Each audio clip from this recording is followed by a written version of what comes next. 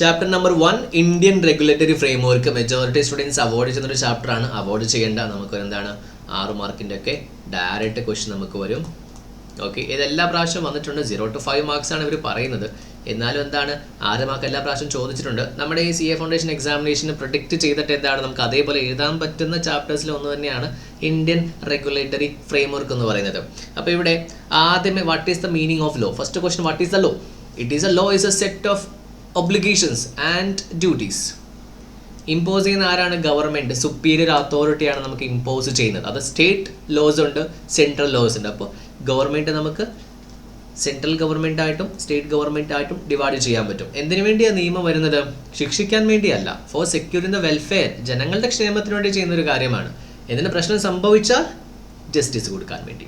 Okay, അതുകൊണ്ട് ജനങ്ങളെ ശിക്ഷിക്കാൻ വേണ്ടി എന്ന രീതിയിൽ വരും. നമുക്ക് ജനറലായിട്ട് അറിയാവുന്ന കുറച്ച് കാര്യങ്ങൾ നമുക്ക് എഴുതാട്ടോ.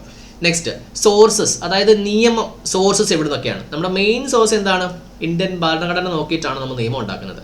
രണ്ടാമത്തത് പ്രിസീഡൻസ് എന്ന് പറയും, അതായത് പാസ്റ്റ് ജഡ്ജ്മെന്റ്സ്. അതായത് ഫോർ എക്സാമ്പിൾ ഒരു കൊലപാതകം ഹൈക്കോടതി നടന്നിട്ടുണ്ട്, ഹൈക്കോടതി നടന്നു വരുമ്പോൾ കൊലപാതകം ജഡ്ജ്മെന്റ് ഹൈക്കോടതി നടന്നിട്ടുണ്ട്, അതിൻ്റെ ഡിസിഷൻസും അതേപോലെയുള്ള സിമിലർ കേസസ് വരുമ്പം ഇൻ ദാറ്റ് ഹൈക്കോർട്ട് ജുറിസ്ഡിക്ഷൻ എന്താണ് ടെറിട്ടറിയിൽ അത് ബാധകമാണ്. അതും എന്താണ്? That is a law of the land എന്ന് നമ്മൾ പറയും. Okay, precedence or the judicial decisions of various courts.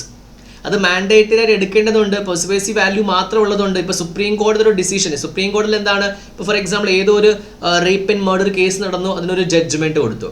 അതേപോലത്തെ ഒരു കേസ് ഇന്ത്യയിൽ എവിടെ നടന്നാലും ആ ഒരു that is as a law പോലെ തന്നെ നമ്മൾ കോൺസ്റ്റിറ്റ്യൂഷൻ എടുക്കുന്ന അതേ രീതിയിൽ എന്താണ് നമുക്കത് എടുക്കാൻ പറ്റും. നെക്സ്റ്റ്, ഇനി അതല്ല എന്താണ് laws made by the parliament, state ലോസും അതൊരു എന്താണ് സോഴ്സസ് തന്നെയാണ്. നെക്സ്റ്റ്, പല കസ്റ്റംസും യൂസേജസ് നമ്മൾ എടുക്കാറുണ്ട്. കസ്റ്റംസ് നമ്മൾ പണ്ട് ഫോളോ ചെയ്യുന്ന കസ്റ്റംസ് ഒക്കെ ഉണ്ട്. നമ്മൾ എന്താണ് ഈ പഞ്ചായത്ത് കൂടുക, അങ്ങനെ കുറേ നമ്മൾ കോംപ്രമൈസിൻ്റെ കാര്യങ്ങളൊക്കെ, അതും എന്താണ് ലോ തന്നെയാണ്, നാച്ചുറൽ ജസ്റ്റിസ് എന്ന് പറയുന്നതൊക്കെ. നെക്സ്റ്റ്, ഫസ്റ്റ് കോൺസ്റ്റിറ്റ്യൂഷൻ ഓഫ് ഇന്ത്യനെ കുറിച്ച് പറയുന്നത് കോൺസ്റ്റിറ്റ്യൂഷൻ ഓഫ് ഇന്ത്യ ആണ്. കാരണം ഇന്ത്യയിൽ എന്താണ് ഫോർമോസ്റ്റ് ലോ എന്ന് പറയുന്നത് ഡെമോക്രാറ്റിക് സിസ്റ്റമിനെ കുറിച്ച് പറയുന്നു, സോവറിൻ റിപ്പബ്ലിക് എന്നൊക്കെ നമ്മൾ പറയുന്നു. Next, it is made by the people of the people, for the people ആണ്. ഇതിനകത്ത് കുറച്ച് എന്താണ് കുറേ ഫണ്ടമെന്റൽ റൈറ്റ്സും ഫണ്ടമെന്റൽ ഡ്യൂട്ടീസും എന്താണ് നൽകിയിട്ടുണ്ട്. റൈറ്റ് ടു ഈക്വാലിറ്റി, നിങ്ങൾക്ക് അതൊക്കെ ചെറുതായിട്ട് വേണമെങ്കിൽ കൂട്ടിച്ചേർക്കാൻ പറ്റും. Right to equality, right to freedom ഉണ്ട്, അതേപോലെ എഗെയിൻസ്റ്റ് എക്സ്പ്ലോയിറ്റേഷൻസ് ഉണ്ട്, മൈനോറിറ്റി റൈറ്റ്സ് ഉണ്ട്, റിലീജിയസ് റൈറ്റ്സ് ഉണ്ട്, കോൺസ്റ്റിറ്റ്യൂഷൻ റെമഡീസ് ഉണ്ട്. ആർട്ടിക്കിൾസ് അറിഞ്ഞിട്ടില്ലെങ്കിലും നിങ്ങൾക്കത് എഴുതാൻ പറ്റും. നെക്സ്റ്റ്, ഫണ്ടമെന്റൽ ഡ്യൂട്ടീസ് ഉണ്ട്. എന്താണ് നമ്മൾ നാഷണൽ ഹെറിറ്റേജ് പ്രൊട്ടക്ട് ചെയ്യണം, മാൻഡേറ്ററി ആയിട്ട് പിള്ളേർ സ്കൂളിൽ വരണം, ഇതൊക്കെ എന്താണ് പബ്ലിക് പ്രോപ്പർട്ടീസ് നമ്മൾ പ്രൊട്ടക്ട് ചെയ്യണം, ഇതൊക്കെ നമ്മുടെ ഡ്യൂട്ടീസ് ആണ്.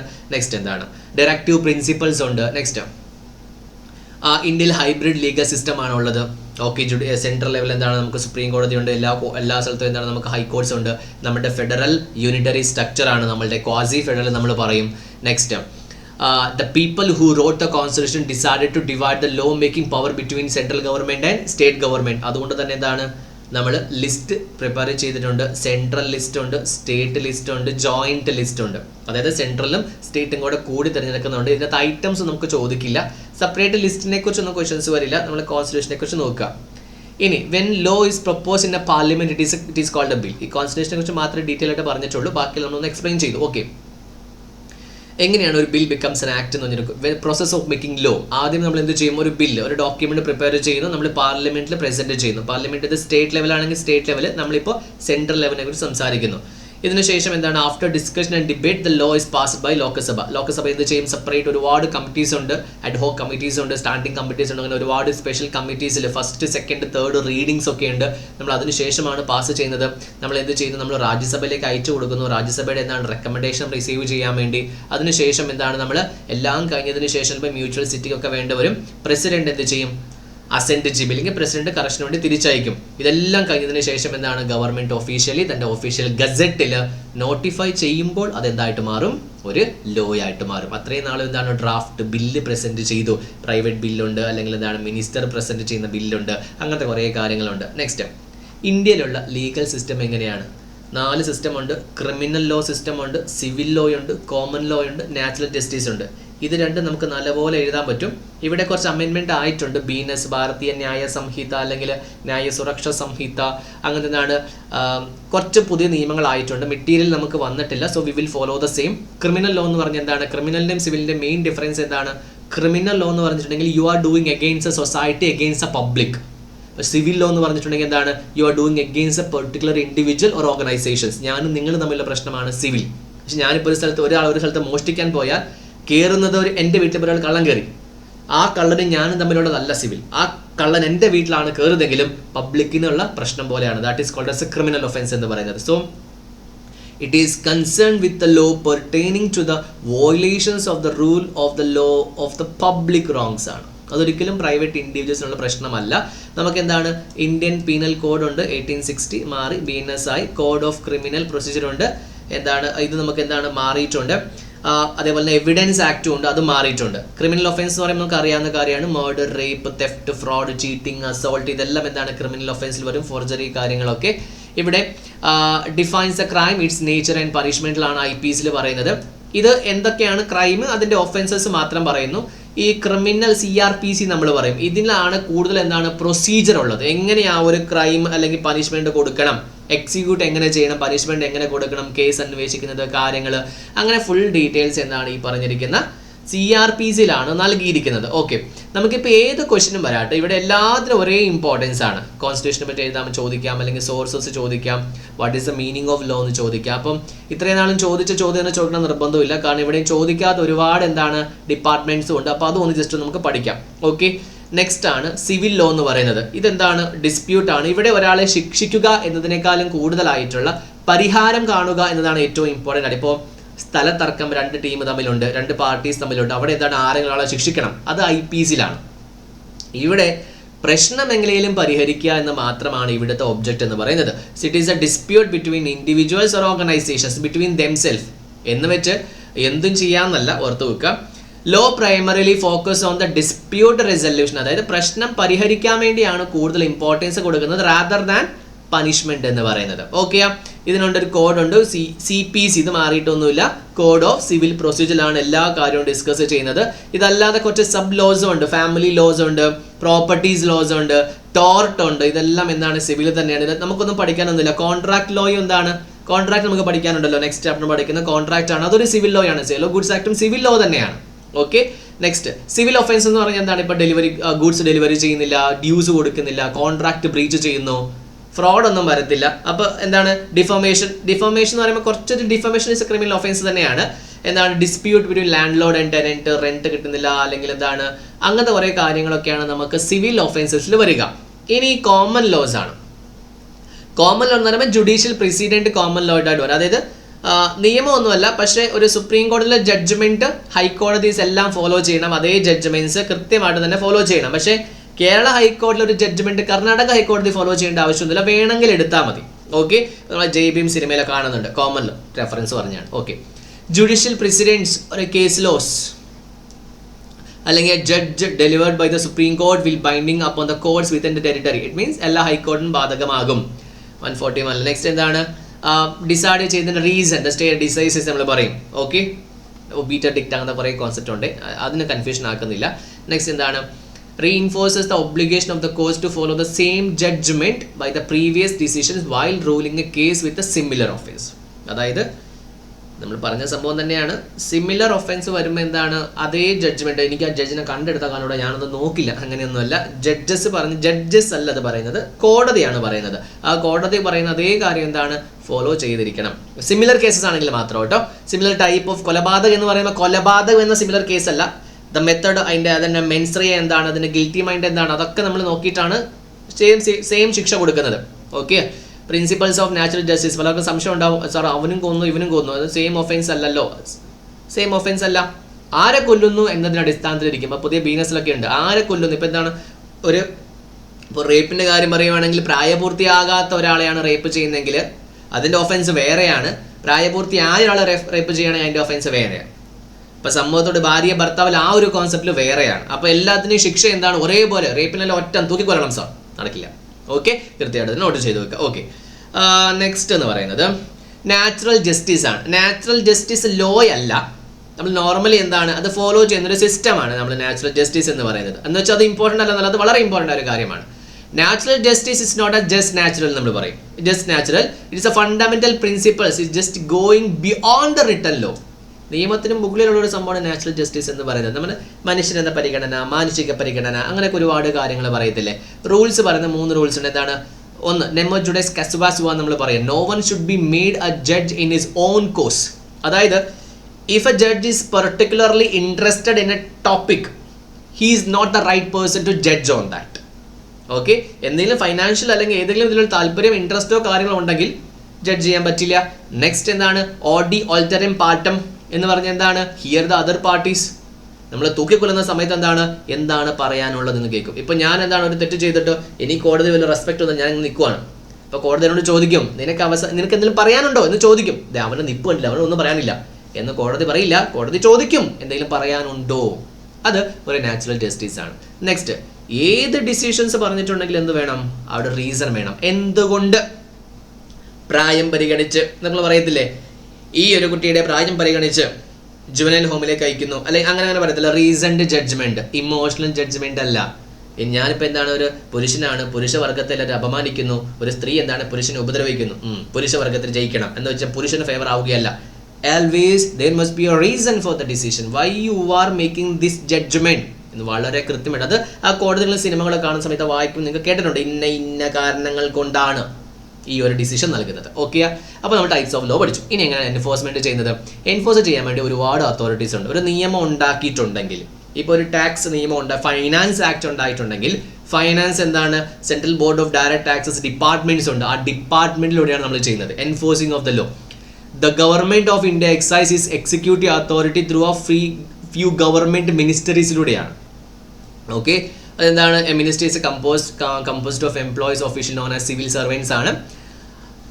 നോർമലി എന്താണ്, ക്യാബിനറ്റ് മിനിസ്റ്റേഴ്സിലൂടെ ചെയ്യുന്നു. ഇനി സ്റ്റേറ്റിൽ സ്റ്റേറ്റ് മിനിസ്റ്റേഴ്സും ഉണ്ട്.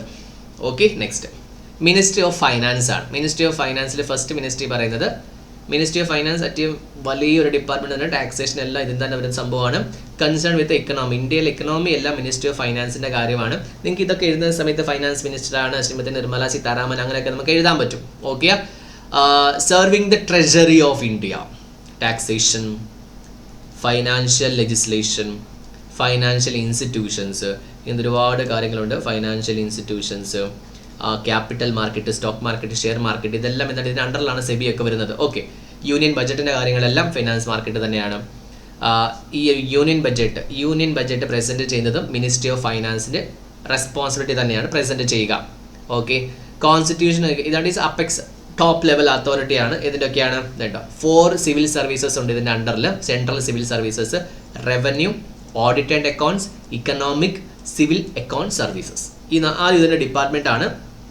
ഓക്കെ, ഇത് കൃത്യമായിട്ട് പറഞ്ഞിട്ട് economic affairs, civil services, central civil services ആണ്.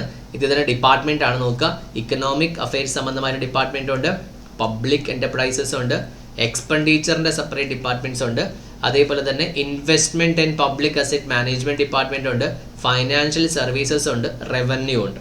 ഓർഡർ വൈസ് എഴുതണമെന്നില്ല, പക്ഷേ എല്ലാം എഴുതുക. ഇപ്പോൾ മിനിസ്ട്രി ഓഫ് ഫൈനാൻസ് നമുക്ക് ഒരുപാട് എഴുതാൻ അവിടെ നമ്മൾ കിട്ടും. ഇപ്പോൾ 3 സ്റ്റെപ്പായിട്ട് എഴുതാം. ഒരു ഇൻട്രൊഡക്ഷൻ, മീനിങ് എഴുതുക.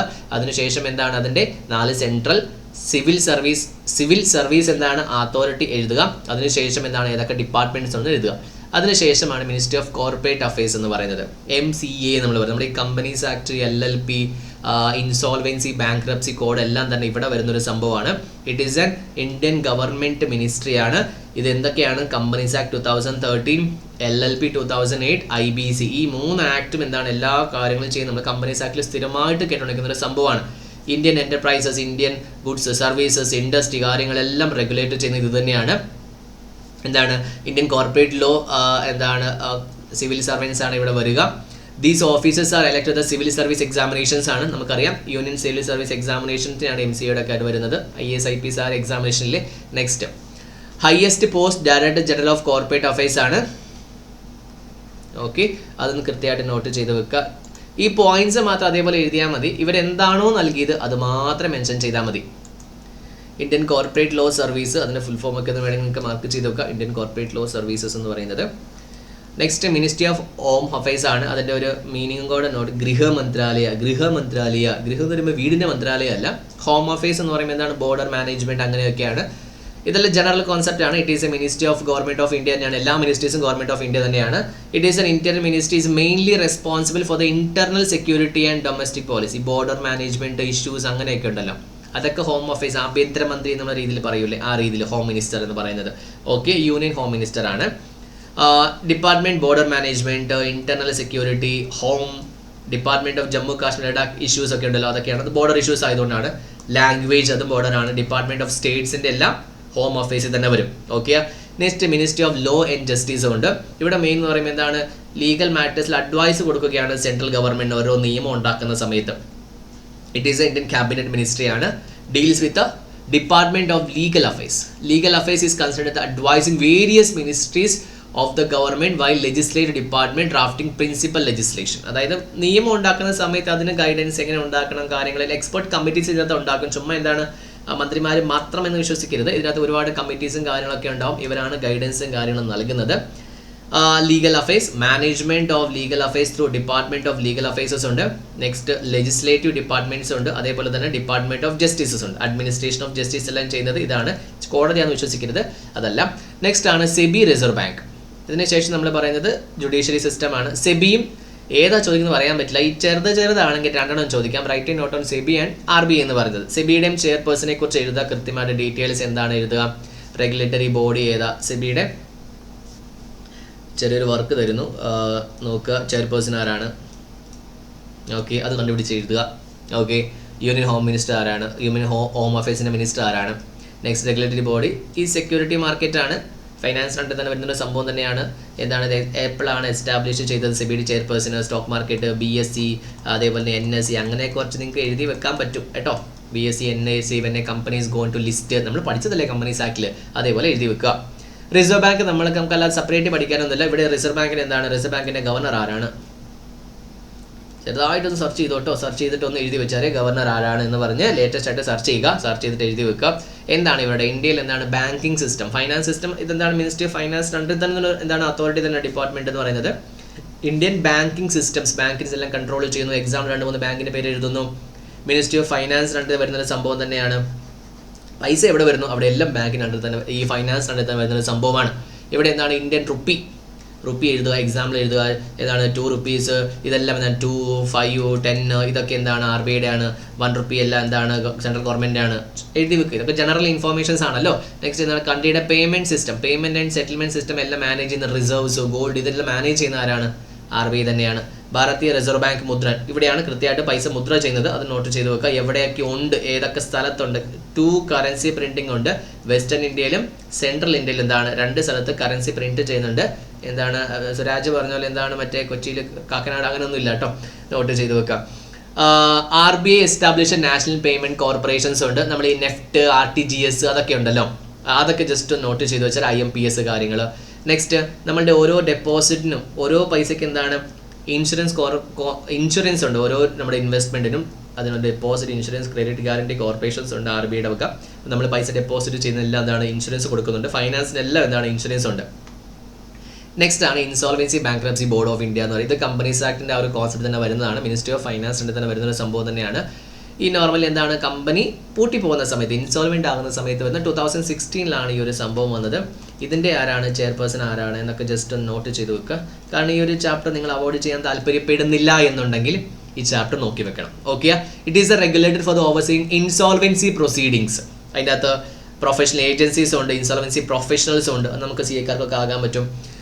പിന്നെ ഇൻഫോർമേഷൻ യൂട്ടിലിറ്റീസ്, ഇതിൻ്റെ എല്ലാം മാനേജ് കാര്യങ്ങളൊക്കെ ചെയ്യുന്നത്, അതിൻ്റെ ഫണ്ട് ചെയ്യുന്നത് എപ്പോഴാണ് എസ്റ്റാബ്ലിഷ് ചെയ്തത്, 1 October 2016 പണ്ടൊക്കെ ഇൻസോൾവൻസി ചെയ്യുന്ന സമയത്ത് 150 സ്ഥലത്ത് പോകണമായിരുന്നു. ഇപ്പോൾ ഒറ്റ സ്ഥലത്ത് പോയാൽ മതി, എല്ലാ പരിപാടിയും അവിടെ നടക്കും. ഇത് എന്തൊക്കെ കവറാകും, കമ്പനീസ് മാത്രമല്ല ഇൻഡിവിജ്വൽസിൻ്റെ bankruptcy, companies, LLP, partnership firm, limited partnership firms. അതുകൊണ്ട് തന്നെ സ്പീഡ് അപ്പ് ദ റെസൊല്യൂഷൻ, തുടങ്ങാൻ എത്ര എളുപ്പമാണോ companies act spice plus launch ചെയ്ത പോലെ കൂട്ടിക്കെട്ടാനും ഭയങ്കര എളുപ്പമാണ്. ഓക്കെ, നെക്സ്റ്റ് എന്താണ് മെയിനായിട്ട് ഇതിൻ്റെ ഉദ്ദേശം എന്ന് പറയുന്നത്, simplify the process of insolvency. ഇതിൻ്റെ പ്രോസസ്സ് സിംപ്ലിഫൈ ആക്കുക, അതാണ് മെയിൻ ഉദ്ദേശം എന്ന് പറഞ്ഞിട്ടുണ്ടെങ്കിൽ. 2 ട്രൈബ്യൂണലുണ്ട്. ഒന്ന് NCLT ഉണ്ട്, അതേപോലെ തന്നെ ഡെറ്റ് റിക്കവറി ട്രിബ്യൂണൽ. NCLT അത് അപ്പലേറ്റ് ട്രിബ്യൂണൽ തന്നെയാണ്, അതിന് സംശയമൊന്നുമില്ല. അത് അതിൻ്റെ നെക്സ്റ്റ് വെർഷൻ ആണല്ലോ. ഡയറക്റ്റ് ആയിട്ട് വരുമ്പോൾ NCLT തന്നെയാണ് വരുന്നത്. ഓക്കെ, അപ്പോൾ നമ്മളൊരു ബേസിക് ക്ലിയർ ചെയ്തു. ഇനി ഒരു കോൺസെപ്റ്റും കൂടെ ഉള്ളൂ, ജുഡീഷ്യറി സിസ്റ്റം എന്ന് പറയുന്നത്. Judiciary system, what is the functions of judiciary system? Write a note on judiciary system എന്ന് വെച്ചാൽ നിങ്ങൾ സുപ്രീം കോടതി, ഹൈക്കോടതി, ഡിസ്ട്രിക്ട് കോടതി, അതേപോലെ മെട്രോപൊളിറ്റൻ മജിസ്ട്രേറ്റ് ഇതെല്ലാം എഴുതണം.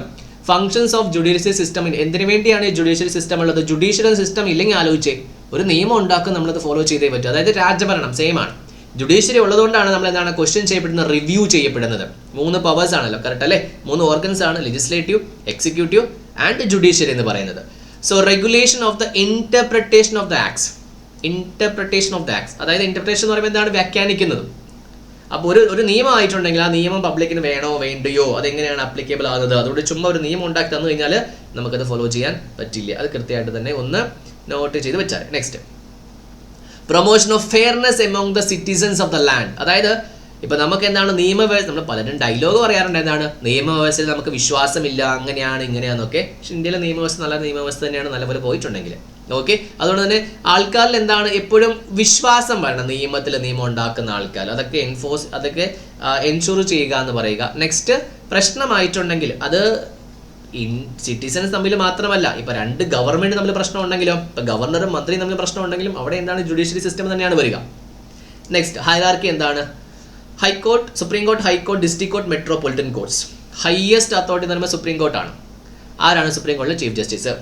Sanjeev. Okay, Sanjiv Khan. Okay, supreme കോടതി ചീഫ് ജസ്റ്റിസ്. അത് ജസ്റ്റ് നോക്കുക, അതൊന്ന് എഴുതി വെക്കുക. ജുഡീഷ്യറിയുടെ apex, central level important main എന്ന് പറയുന്നത് സുപ്രീം കോടതി. അതിൻ്റെ അപ്പുറത്തേക്ക് വേറെ ഇന്റർനാഷണൽ കോർട്ടൊന്നും ഇല്ല. നെക്സ്റ്റ്, പ്രിൻസിപ്പൽ ബെഞ്ച് ഉണ്ട്. പ്രിൻസിപ്പൽ ബെഞ്ച് 7 ആണ്. 7 members consist of 7 members including chief justice of India. Next, presently എന്താണ്? 34 പേരുണ്ട്. ഓക്കെ, പ്രസന്റ്ലി ഇൻക്രീസ് ചെയ്തിട്ടുണ്ട്. നിങ്ങൾക്ക് റിട്ട് പെറ്റീഷൻ കൊടുക്കാൻ പറ്റും. നമുക്ക് റിട്ട് എന്താണ്? Habeas corpus, mandamus, certiorari, prohibition, quo warranto, ഇങ്ങനത്തെ കുറേ റിറ്റ്സ് ഉണ്ട്. നമുക്ക് ആർട്ടിക്കൽ 32 പ്രകാരം എന്താണ് ഡയറക്റ്റ് ആയിട്ട് നമുക്ക് സുപ്രീം കോടതിയിലേക്ക് പോകാം. ഇതൊക്കെ ജസ്റ്റ് ഒന്ന് എഴുതി വെച്ചാൽ എക്സ്ട്രാ കോൺസെപ്റ്റ് ആണ്. നെക്സ്റ്റ്, ഹൈക്കോടതി എന്ന് പറയുമ്പോൾ എന്താണ്? 25 ഹൈക്കോർട്സ് ഉണ്ട്, ഷെയറിംഗ് ഹൈക്കോർട്സും ഉണ്ട്. There must be high court in each state. പക്ഷേ എല്ലാ സ്റ്റേറ്റിലും ഇല്ല, പലതും ഷെയറിംഗ് ആണ്, ഓർത്ത് വെക്കുക. അപ്പോൾ ഷെയറിംഗിനെ കുറിച്ച് എഴുതുന്നു നിങ്ങൾക്ക് അറിയാമെങ്കിൽ ജസ്റ്റ് ഒന്ന് നോട്ട് ചെയ്ത് വെക്കുക. മെറ്റീരിയൽ കുറച്ചുകൂടി ഡീറ്റെയിൽസ് കൊടുത്തിട്ടുണ്ട്. There must be A high court, അതായത് എല്ലാ സ്റ്റേറ്റിനും ഒരു ഹൈക്കോടതി ഉണ്ട്. യൂണിയൻ ടെറിട്ടറീസും ഷെയർ ചെയ്യുന്നുണ്ട്. എന്താണ്? സൂപ്പർവൈസറി ജുഡിസ്ഡിക്ഷൻ, അത് തങ്ങളുടെ എന്താണ് ബോർഡറിൽ എപ്പോഴും ഹൈക്കോടതിയുടെ ഡിസിഷനാണ് മെയിൻ എന്ന് പറയുന്നത്. ഹയസ്റ്റ് കോർട്ടാണ്. ഇപ്പോൾ യൂണിയൻ ടെറിട്ടറി ആണെങ്കിൽ അവരുടെയും ഹയസ്റ്റ് കോർട്ട് എന്ന് പറഞ്ഞാൽ ഹൈക്കോർട്ട് തന്നെയാണ്. അപ്പോൾ ഇൻഡിവിജ്വൽസിന് എന്താണ് ഇവിടെയും ഒരു റിട്ട് പെറ്റീഷൻ കൊടുക്കാൻ പറ്റും. 226 നേരത്തെ പറഞ്ഞ റിറ്റില്ലേ, habeas corpus, mandamus, certiorari, prohibition, quo warranto, ഇതിനൊക്കെ ഡയറക്റ്റ് ആയിട്ട് നമുക്ക് എവിടെ അപ്രോച്ച് ചെയ്യാം? റൈറ്റ് ടു ഈക്വാലിറ്റി നിഷേധിക്കപ്പെട്ടു, എവിടെ പോകാം? നേരെ ഹൈക്കോടതി പോകാം. ഏത് പ്രകാരം? ആർട്ടിക്കൽ 226 പ്രകാരം, ഇന്ത്യൻ ഭരണഘടനയുടെ. ഓക്കെയാണോ? ഇനി ഡിസ്ട്രിക്ട് കോർട്ടാണ്. ഇത് ഏതിനുണ്ടല്ലേ വരുള്ളൂ?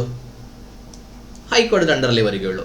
ഡിസ്ട്രിക്റ്റിൽ സിവിൽ ലോസ് മാറ്റേഴ്സ് ആണ്. The courts district deal with the civil law matters. ഇല്ലെങ്കിൽ സെഷൻസ് കോർട്ട് വേറെയുണ്ട്. ഓക്കെ, സിവിൽ ജഡ്ജ് ഇത് നോട്ട് ചെയ്ത് നോക്കുക. 2 കോടി വരെയുള്ളതാണ് ഇവിടെ പരിഹരിക്കാൻ പറ്റുന്നത്. അത് ഇപ്പോൾ ഒരു 5 കോടിയുടെ കേസാണെങ്കിൽ നേരെ സുപ്രീം കോടതി പോവുക, ഡിസ്ട്രിക്ട് കോടതി പോകാൻ പറ്റില്ല. Next, territorial based on the എന്താണ് ഡിസ്ട്രിക്ട് എങ്ങനെയാണോ അതിനനുസരിച്ച് ബോർഡർ തിരിച്ചിട്ടാണ് നമ്മൾ ചെയ്യുന്നത്. Local limits within the which the parties reside on the property and the dispute is situated. നമ്മളിപ്പോൾ എവിടെയാണ് ഡിസ്ട്രിക്ട്? ഇപ്പോൾ ഫോർ എക്സാമ്പിൾ കണ്ണൂർ ജില്ലയിൽ ഒരു പ്രോപ്പർട്ടി സംബന്ധമായ കേസാണെങ്കിൽ കണ്ണൂർ ജില്ലാ കോടതി കൊടുക്കുക.